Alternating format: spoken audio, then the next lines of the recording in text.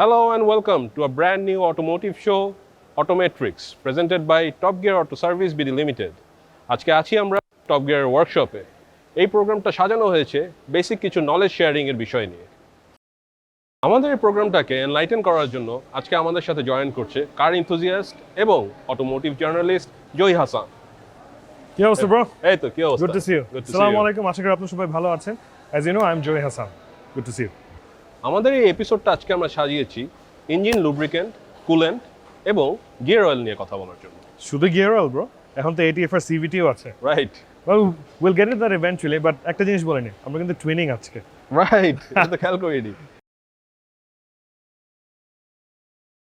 আচ্ছা, যদি আমরা ইঞ্জিন লুব্রিকেন্ট নিয়ে কথা বলি তাহলে ক্যান ইউ প্লিজ সে যে আসলে ইঞ্জিন লুব্রিকেন্টটা গাড়িতে কিভাবে কাজ করে এবং এটার গ্রেডিং বিষয় অনেকে কিন্তু জানে না বিষয়টা।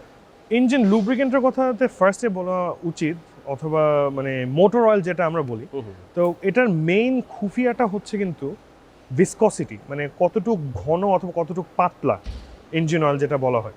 So essentially society of automotive engineers SAE যেটা আছে, তারা they have established a numerical coding system যেটা ইঞ্জিন অয়েল গ্রেড করে থাকে। রাইট। এটা কেন করে থাকে? বিকজ ইঞ্জিন অয়েলের ভিসকসিটি অ্যাজ ইন থিকনেসটা it changes, viscosity of the oil changes with temperature.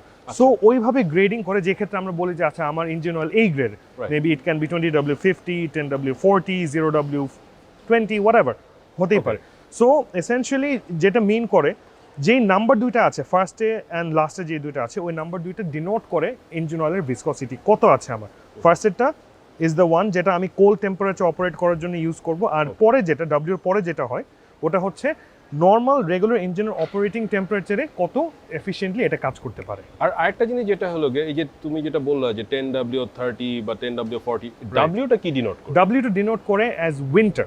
Okay. So I don't know winter কেন দিয়েছে, বাট W-র আগে যে নাম্বারটা হয় ওই নাম্বারটা অ্যাকচুয়ালি মিন করে যে আমি কোল্ড অবস্থায় ইঞ্জিন অয়েলটা কত স্মুথলি ফ্লো করতে পারে, মানে থিকনেস মানে কত, ইউজুয়ালি কম হলে ভালো, বিকজ একদম কোল্ড অবস্থায় ইজিলি তাহলে মানে ইঞ্জিন অয়েলটা সব ইন্টারনালসে চলে যায়। উইন্টারটা তাহলে মনে হয়, কারণ এটা যেহেতু গ্লোবালি একটা জিনিস, সো যেই সমস্ত জায়গায় মানে ঠান্ডা পড়ে সেই জায়গার জন্য মনে হয় এটা applicable. Correct. For example Finland যদি আমি দেখি, its way up north, so ওখানকার মানে engine oil grade the first number could be even zero, মানে একেবারে পাতলা হতে পারে। বাট আমি যখন মানে গাড়িটা কোল্ড স্টার্ট দেওয়ার পরে যখন একটা proper normal operating temperature reach করবে, ওই সময় গিয়ে পরের নাম্বারটা কাজে আসবে। সো ওইটা যদি কুলার টেম্পারেচার হয় তখন 30 is fine, 20 is fine. But যদি ওয়ার্ম ওয়েদার হয়ে থাকে সেই ক্ষেত্রে মানে এক্সট্রিম হিটে পাতলা হয়ে যায় কিন্তু ইঞ্জিন অয়েল যেটা আমরা বলি। সো ওই ক্ষেত্রে এটা ইঞ্জিনের প্রোটেকশন ওইভাবে দিতে পারে। আমরা অনেক জায়গায় যেরকম শুনতে পারি যে অনেক ওয়ার্কশপে বলে যে পুরান গাড়ির জন্য ইঞ্জিন লুব্রিকেন্টটা একটু থিক হওয়া উচিত। এটা কি কারণে বলে? First of all engine oil কিন্তু দেওয়া হয় ইঞ্জিনের প্রোটেকশনের জন্য, অ্যান্ড ইঞ্জিনটা যেন প্রপারলি কাজ করে, পিস্টনগুলো প্রপারলি মুভ করে। হ্যাঁ। সো পুরান গাড়ি যেগুলো হয় ওগুলোতে অলরেডি ইঞ্জিনের কিন্তু ওয়্যার এন্ড টিয়ার অলরেডি আছে। সো ওইখানে যদি আমি পাতলা ইঞ্জিন অয়েল দেই তাহলে কিন্তু অতটা মানে ঘষা খাওয়ার ক্ষেত্রেও প্রোটেকশনটা কম হবে। সো ওই যেটা হয় যে অনেক সময় বলে যে সিল থেকে লিক করেছে, সেটা হলো মেইনলি হলো যে পাতলা ইঞ্জিন অয়েলটার কারণে। ওটা পাতলা ইঞ্জিন অয়েলের কারণে হয়তোবা ইমপ্যাক্ট বেশি হচ্ছে অথবা ঘষা বেশি খাচ্ছে, সেই ক্ষেত্রে লিক হয়ে যাওয়ার একটা টেন্ডেন্সি থাকে। বাট ওল্ডার ইঞ্জিনসে মানে এমনিতেও one should use থিকার engine oil so that মানে একটু ঘন থাকলে তখন ঘষাটা কম লাগবে। আচ্ছা আচ্ছা। এই জন্য মানে for example 20W50 is good for older engines. এখন যেটা দেখতেছি যে আমরা হাইব্রিড যেগুলো আসছে ওগুলাতে মোস্ট প্রবাবলি মনে হয় they are using 0W5, 0W10 depending on once again engine oil কিন্তু সিলেক্ট করার অনেক বড় একটা ডিসাইডিং ফ্যাক্টর হচ্ছে দ্য ওয়েদার, কোন দেশে অথবা ওই জায়গার মানে ওয়েদার কিরকম, অথবা এরকম মাল্টিপল যদি এক্সট্রিম ওয়েদার থাকে তাহলে ওয়েদারের উপর মানে ওয়েদার ভিত্তিক ইঞ্জিন অয়েল চেঞ্জ করাটাও কিন্তু অনেক ক্ষেত্রে অনেক দেশে করে থাকে। হ্যাঁ, হাইব্রিডের ক্ষেত্রে যেরকম স্টার্টে usually it starts with electric motor, তো তখন ওই ইঞ্জিন অয়েলের ওই মেইন কাজটা ঠিক আছে স্টার্ট দিলে ফ্লো করে যেতে হবে পাতলা হলে, ওটা ইনিশিয়ালি হয়তো দরকার হচ্ছে না, দেখি 0 ইজ ফাইন।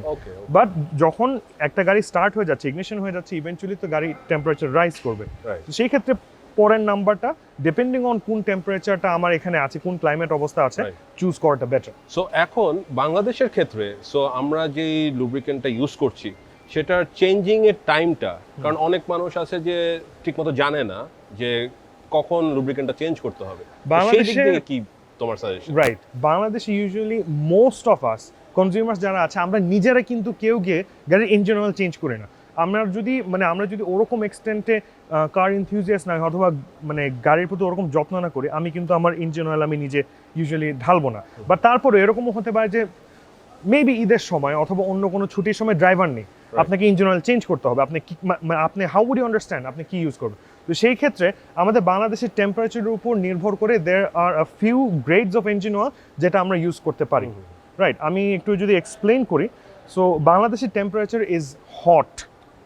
মানে আমি ওয়ার্ম বলছি না, হট মানে একদম মানে সেই লেভেলে গরম। মানে ইট ওয়াজ ওয়ার্ম লাইক আমরা যদি 5 বছর আগের কথা চিন্তা করি। 5 না, গ্লোবাল ওয়ার্মিং তো লাইক অলমোস্ট 10 বছর ধরে মানে 10 ইয়ার্স ধরে আস্তে আস্তে এরকম অবস্থা হয়েছে। So I emphasise on the fact যে বাংলাদেশের ওয়েদার ইজ হট অ্যান্ড শীত যখন আসে মেবি একটু এক্সট্রিমের দিকে যায়, বাট মানে হিটের প্রকোপটা অনেক বেশি।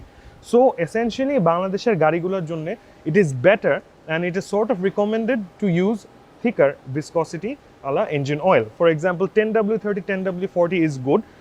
সবচেয়ে ভালো হয় যদি সিনথেটিক ইউজ করা যায় 5W30, 40, যদিও লাগে না, বাট ওটার রেঞ্জটা বেশি, মানে আপনার কোল্ড টেম্পারেচারেও অনেক দূর যেতে পারবে and at the same time normal মানে হিট ক্যাপাসিটিটাও সে নিতে পারবে, হিট ক্যাপাসিটিও নিতে পারবে, so that it can work satisfactorily at higher temperatures. আচ্ছা, সো এখন আমরা যদি মানে যেই বিষয়টা আসে হলো যে চেঞ্জিং এর মাইলেজ অর দ্য টাইম, এটা কিভাবে আমরা ডিসাইড করব বা কি এটা কি আমরা চেক করব নাকি কিভাবে এই জিনিসটা? এইটা ফার্স্ট অফ অল ইঞ্জিন চেকের কথা, মানে ইঞ্জিন অয়েলের আমি চেকের কথা একটু পরে বলছি, বাট চেঞ্জের মাইলেজের ক্ষেত্রে যেটা বলি, আমরা সাধারণত বাংলাদেশে যেটা আমরা করি যে 3000 অথবা 4000 কিলোমিটার পর পর ইঞ্জিন অয়েল চেঞ্জ করি। এটা কিন্তু দেশ মানে অন্য দেশে কোথাও এটা করে না। আচ্ছা, কি কারণে করে আমি একটু বলি। ইউজুয়ালি একটা নর্মাল সিনথেটিক ইঞ্জিন অয়েল যদি হয় আপনি 6 মাস অথবা 1 বছর পর্যন্ত নিতে পারেন। আচ্ছা, হ্যাঁ, which can range up to like 20-30 হাজার কিলোমিটার পর্যন্ত যেতে পারে or more, okay, depending on road condition. ওরা তো মাইলে হিসাব করে, সো আমি একটা আন্দাজ করে বললাম। বাংলাদেশে কিলোমিটার আমরা কিলোমিটার 3000 কিলোমিটার পর পর কেন চেঞ্জ করতে বলি? আমাদের এখানে ট্রাফিক সিস্টেমটা যেরকম, আমাদের গাড়ি প্রচুর আইডলিং অবস্থায় বসে থাকে, আইডল অবস্থায়। সো আমি ট্রাফিকে বসে আছি, আমি কিন্তু স্টার্ট বন্ধ করে রাখছি না, সো আমি গাড়ি নিউট্রাল দিয়ে অথবা ডিতে রেখে গাড়ি কিন্তু বসে আছি, ইঞ্জিন কিন্তু কাজ করছে, আমার গাড়ি কিন্তু চলছে, সবই চলছে, এসি চলছে। মানে ইটস অ্যাজ ইফ আমার গাড়িটা ফুললি রানিং অবস্থায় আছে, মানে যেটা বিদেশে হয়। আমি ফুল রানিং এ আছি, আমার গাড়ি কাজ করছে, আমি এখানে বসে আছি, আমার গাড়ি কিন্তু কাজ করছে। রাইট, সো আমি মানে ওইভাবে আমার চিন্তা করলে চলবে না যে আমার গাড়ি কিন্তু চলে নাই, ঠিক আছে আমি ইঞ্জিন অয়েল আর পরে চেঞ্জ করবো। নো, আমাদের ট্রাফিক কন্ডিশনের উপর আমরা ডিপেন্ড করে we should change our engine oil. Usually 3 থেকে 4000 কিলোমিটার পর্যন্ত সবাই করে, তারপরেও নিজে চেক করে দেখাটা বেটার। ইঞ্জিন অয়েলটা ডিপস্টিক দিয়ে চেক করে দেখাটা বেটার। আচ্ছা, সো ডিপস্টিকের বিষয়টা যখন আসলো, এখন চেকিং এর বিষয়টাকে আমরা কি গাড়ি যখন চালিয়ে আসার পরে চেক করব নাকি এটা আমরা একদম সকালবেলা যখন গাড়িটা মানে রওনা হওয়ার আগে চেক করাটা বেটার? ইঞ্জিন অয়েল চেক করার নর্মাল নিয়ম হচ্ছে সকালবেলা, মানে সোজা কথা কোল্ড স্টার্ট দেওয়ার আগে। আপনি রাত্রে ওভারনাইট এসে গাড়িটা পার্কিং করে রেখে গেলেন, ঘুমাতে গেলেন, সকালবেলা এসে গাড়ি স্টার্ট দেওয়ার আগে এই ডিপস্টিকটা বের করে একবার মুছে you insert it back again, এরপরে বের করে দেখবেন ওটাতে আপনার ওখানে মার্কিংস দেওয়া থাকে, আপনি দেখবেন যে এটা লেভেলটা ঠিক আছে কিনা, অ্যান্ড আপনি হাত দিয়ে দেখতে পারেন যে এটার মানে ভিসকসিটিটা কত দূর অবস্থায় আছে, and colour is also very important. যদি ব্ল্যাকিশ টাইপের হয়ে যায় অথবা ব্রাউনের দিকে চলে যেতে থাকে, আপনার it is almost time to change your engine oil. আপনি খেয়াল করতে পারেন যদি আপনি লগ লেখেন তো দেখবেন যে আমি 3-4 হাজার কিলোমিটার হতে হতেই কিন্তু আমার ইঞ্জিন অয়েল কিন্তু ব্ল্যাকিশ অথবা ব্রাউনিশ হয়ে গিয়েছে। কেন? বিকজ আমার গাড়ি বসা অবস্থায় স্টার্টে থাকে অনেকক্ষণ। এটা একটা অনেক বড় একটা মানে ফ্যাক্টর বাংলাদেশে। সো এই বিষয়গুলো বেসিক্যালি যদি আমরা মেইনটেইন করে চলি তাহলে তো মনে হয় যে গাড়ির ইঞ্জিনের লাইফটা আরো বাড়বে। অবশ্যই বিষয় আমার কথা হচ্ছে if you take care of your car it will outlive you. আপনি ঠিকমতো মানে যত্ন নিলে গাড়ি অবশ্যই। Moving on to the next point, গাড়ির কুলিং সিস্টেম। সো কুলিং সিস্টেমে আমরা ইউজুয়ালি বাংলাদেশে যে জিনিসগুলো ইউজ করে থাকি সেটা হলো কি ওয়াটার, অনেকে পানি দেয়, তারপর আবার কেউ বলে ব্যাটারি পানি দিতে, আবার কেউ দিচ্ছে যে লুব্রিকেন্ট দিচ্ছে, কুলেন্ট দিচ্ছে। সো কুলেন্টের বিষয়টা কি, মানে হাউ ডাজ ইট ফাংশন, মানে এটার প্রোজ এন্ড কনসটা কি একটু বলুন। ভাই আমরা গরম হলে কি করি? মাথায় পানি ঢালি না? মাথায় পানি ঢালি, হ্যাঁ। তো কুলেন্ট অথবা অ্যান্টিফ্রিজ যেটা, এটা এসেনশিয়ালি হচ্ছে গাড়ির মাথা ঠান্ডা রাখে। তো গাড়ির অপারেটিং টেম্পারেচার কিন্তু অনেক হাই হয়, মানে হাই কম্প্রেশন ইঞ্জিন গাড়ির কথা তো আমি বললামই না, but coolant essentially helps to regulate and maintain a steady working temperature of the car, যেন অতিরিক্ত হিট না হয়ে যায়, আবার ফট করে যেন টেম্পারেচার ফট করে পড়ে না যে একদম মানে ও এটাকে একটা লেভেলে ধরে রাখে, ব্যালেন্স করে ধরে রাখে। এন্ড নট জাস্ট দ্যাট, কুলেন্টের সাথে কিন্তু এখানে অনেক কিছু ইনভলভ আছে, থার্মোস্ট্যাট, এয়ার কন্ডিশনিং, অনেক কিছু, মানে ওভার রেডিয়েটর, সবকিছু কিন্তু এগুলো মানে ইন্টারকানেক্টেড। সো কুলেন্ট কিন্তু নর্মাল ডিস্টিলড ওয়াটার অথবা নর্মাল পানি মতো না। নর্মাল পানি দিলে মানে 150 ডিগ্রি যখন টেম্পারেচার মানে অথবা 200+ ডিগ্রি টেম্পারেচার উঠবে ইঞ্জিনের, গরমের চোটে তো পানি ইভাপোরেট করে এমনি নাই। সো ওই প্রপার ভাবে কিন্তু এই জিনিসটা কার্যকর হবে না। বাট যেটা অনেক ক্ষেত্রে করা যায়, they can be a ratio mixture of coolant and water, তো মানে ওভাবে করা যায়। But obviously full fledged coolant ঢালাটাই বেটার, কারণ যেটা হয় লাগে যে তোমার যদি আমরা ডিরেক্ট ওয়াটার দেই, এটাতে আবার একটা প্রবলেম হয় যে রাস্টিং হয়, জং ধরে যাওয়ার, রাইট, ভিতরে কিন্তু অনেক রাস্টিং হয়। সো এইটা কুলেন্ট কিন্তু রাস্টিংটাকেও অনেক ভাবে সিল লিকেজে তখন একটা মানে টেন্ডেন্সি হয়ে যেতে পারে, রাইট, ওটা হয়ে যেতে পারে। লুব্রিকেন্ট কিন্তু শুধু টেম্পারেচার রেগুলেট করার জন্য, লুব্রিকেন্টের যে জায়গা দিয়ে যায় ওখানে কিন্তু যে ইন্টারনালস গুলো আছে ওগুলোতে কিন্তু ভালোভাবে লুব্রিকেশন দিয়ে ফেলে। এট দ্য সেম টাইম পানি দিয়ে কিন্তু ওটা হবে না, কিছু রেশিওতে লুব্রিকেন্ট ওটা থাকা মাস্ট ওখানে। আচ্ছা, আরেকটা জিনিস হলো যে কুলেন্টটা আমরা মানে চেক করব কি হয়, বা কুলেন্টটার কোনো লেভেল বা কিভাবে আমাদের চেক করা উচিত? এটা কি কোল্ডে থাকলে গাড়ি, নাকি আমরা মানে অবভিয়াসলি একটা গাড়ি চলে আসার পরে রেডিয়েটর ক্যাপ খোলা is like a never do thing. No একদম, হ্যাঁ, মানে একদম চিটাইতে একাকার হবে। So it's a never do thing. সো আমরা সকালবেলা স্টার্টের আগে আমাদের মনে হয় কুলেন্টটা চেক করা উচিত। গাড়ি ঠান্ডা থাকা অবস্থায় সবসময় জাস্ট লাইক ইঞ্জিন অয়েল ঠান্ডা থাকা অবস্থায় চেক করা উচিত। বাট ওটা মানে কুলেন্ট চেক করা যায়, সমস্যা হবে না। Radiator is a no and engine অয়েলের ক্ষেত্রেও গাড়ি যদি হিট অবস্থা মানে অপটিমাম ওয়ার্কিং টেম্পারেচারে থাকে, তো সেই ক্ষেত্রে এটা চেক করলে প্রপার রিডিংটা আসবে না, লেভেলটা আসবে না। কুলেন্ট যেরকম, this is a coolant reservoir, usually এটা এখান থেকে মানে একটা লেভেল দেওয়া থাকে, ওই মার্কিংটা দেখলে এখানে কিন্তু বোঝা যায় যে আমার লেভেল ঠিক আছে কিনা। ইউজুয়ালি কুলেন্ট কিন্তু কমে না গাড়িতে, যদি কোনো আলটিমেটলি লিকেজ অথবা কোনো ক্যাপের কোনো মানে ঠিকমতো যদি সিল না থাকে, অথবা হোস পাইপে যদি কোনো লিক না থাকে, তাহলে সেই ক্ষেত্রে কুলেন্ট ওইভাবে লিক করে না। বাট নর্মাল টেম্পারেচারে ওয়ার্ক করতে গিয়ে অলমোস্ট অ্যাবাউট 0.25% একটা মানে রিডাকশন হয়, কিন্তু ওভারঅল কুলেন্ট লেভেল ওটা তো লাগে মানে চলতে চলতে আমার ভেপার হয়ে যাচ্ছে কিছু, হ্যাঁ ভেপার হয়ে যাচ্ছে, সো ওইভাবে রিডাকশন হয়। তো এমনি সাধারণত এত চেক করা লাগে না, বাট 60 থেকে 50,000 কিলোমিটার পর চেক করাটা বেটার। আচ্ছা, আরেকটা জিনিস আমার একটা কোশ্চেন আসলো, সেটা হলো কুলেন্টের আমরা কিন্তু কিছু কালার দেখি মার্কেটে, যেমন গ্রিন আছে, তারপর একটু পিঙ্কিশ রেড আছে, ব্লু আছে। সো ওটা কি কোনো কিছু মানে আইডেন্টিফাই করে বা কোনো মেসেজ আছে নাকি? গ্রিন যে কুলেন্টটা ওটা হচ্ছে আগেকার মানে একটু ওল্ডার কার্সে এন্ড আগের টেকনোলজি ইউজ করে উইদাউট অ্যাডিটিভস, ওটা হচ্ছে ইনঅর্গানিক মানে বলে থাকে ওটাকে, ইনঅর্গানিক কুলেন্ট, ওটা গ্রিন কালার হয়ে থাকে। এখন নতুন যে গাড়িগুলো হয়েছে ওই গাড়িগুলোতে they have used additives and all, so ওগুলা ডিস্টিংগুইশ করে উইথ ডিফারেন্ট কালার্স, পিঙ্ক আছে, ব্লু আছে, পার্পল আছে। So it varies from car to car, but যে গাড়ির ফ্যাক্টরি থেকে যেটা রিকমেন্ডেড ওটাই ইউজ করাটা বেটার। অ্যান্ড যদি ওয়াটার মিক্স করতে হয়, there is a minimum ratio of water to coolant যদি হয়, মিনিমাম ওটা তো মনে হয় ক্যানের গায়েই লেখা থাকে, 60-40 হতে পারে, ম্যাক্সিমাম 70 মানে 30 হতে পারে, এর বেশি মানে এই রেঞ্জের বাইরে যাওয়াটা ঠিক হবে না। তাহলে সেই ক্ষেত্রে মানে কুলেন্ট অপটিমাম ভাবে দে উইল নট, মানে আমার প্রপোর্শনটা যদি পারফেক্ট না হয়, তাহলে তো আমার সার্কুলেশনটাও ওভাবে মানে ওটার যে ইউজেসটা লেভেলটাও ঠিক থাকবে না, বিকজ ওয়াটার কন্টেন্ট বেশি থাকলে ওই হিটে মানে কিছুটা মানে ইভাপোরেট করে যাবে। আচ্ছা, after doing with the coolant part, এখন আমরা যেটা একদম শুরুতে যেটা বলছিলাম যে গিয়ার অয়েল, তো তুমি বললে যে এটিএফ এন্ড সিভিটি, হ্যাঁ, সো এটার বিষয়টা একটু ক্লিয়ার করে দাও। গিয়ার অয়েলটা আসলে আমরা আগে ইউজ করতাম যখন আমরা ম্যানুয়াল গাড়ি চালাতাম, লাট টু গিয়ার যেটা বলতাম, তো ওই সময় গিয়ার অয়েলই বলতো। It's essentially the transmission fluid, মানে ম্যানুয়াল ট্রান্সমিশন ফ্লুইড। অ্যান্ড এখন যেহেতু অটো গাড়ি হয়েছে যখন, তো এটাকে বলা হয় ATF, automatic transmission fluid. And এরপরে এসেছে ওটাও অটোমেটিক গিয়ার, অটো গিয়ার বলা হয়, but it is call CVT, continuous variable transmission.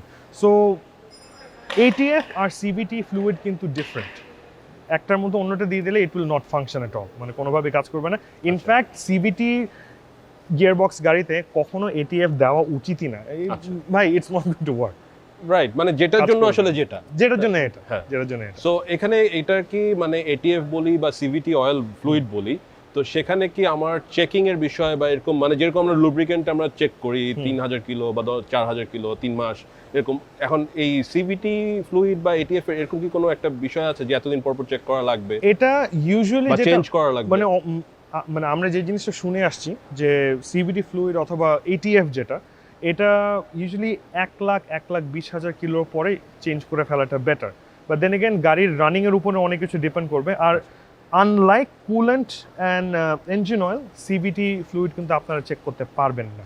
হ্যাঁ পারবেন, যদি আপনার ওবিসিতে শো করে, গাড়ির অনবোর্ড কম্পিউটারে শো করে, ঠিক আছে, ইউর মাল্টিপল লেভেলস, ঠিক আছে, ওখানে অনেক কিছু শো করতে পারে, coolant, your engine oil, your radiator fluid, brake fluid, কতদূর পর্যন্ত কি ওবিসি থাকলে you can check personally. But এছাড়া মানে এইভাবে নিজে চেক করার মতো কোনো ওয়ে নাই। এটা মানে এটার জন্য you have to resort, you have to go to a workshop, proper ওয়ার্কশপে যেতে হবে। সো দেয়ার ইউ গো, আমরা ইঞ্জিন লুব্রিকেন্ট, ইঞ্জিন কুলেন্ট এবং এটিএফ বা সিভিটি অয়েল নিয়ে আজকে আমরা একটা ডিসকাশন করলাম। সো এই সার্ভিসগুলো বেসিক্যালি আমরা কিন্তু পাচ্ছি top gear auto service BD লিমিটেডে।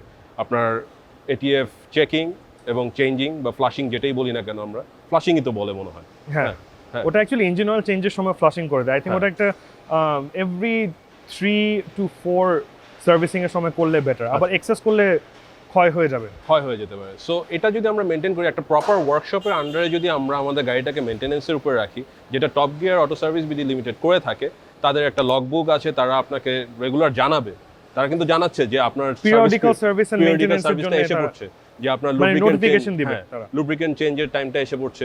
সো এই সার্ভিসগুলো কিন্তু আমরা top gear auto service BD limited থেকে পাচ্ছি। দেয়ার ইউ গো গাইজ, আমরা আজকে গাড়ির সম্বন্ধে বেশ কিছু বেসিক নলেজ গ্যাদার করতে পারলাম জয়ের কাছ থেকে। সো আজকে আমরা র্যাপ আপ করবো। জয়, তুমি যদি শেষ করার আগে কিছু বলতে চাও। Well, that's pretty much it from me as well. Thank you for having me on the show. It was a pleasure. Anything cars, I'm always there. Right. And as for you guys, আপনারা যদি আমার end থেকে, if you want to know anything about cars or my reviews and anything, please check out my YouTube channel, youtube.com/JZR3V. ওখানে আমার নিয়মিত review হয়ে থাকে গাড়ির সংক্রান্ত। So like, share and subscribe if you want to follow. If you like our episode, please do like, share, comment and subscribe our channel. See you in the next episode. Drive safe, take care. Drive safe, take care and Allah.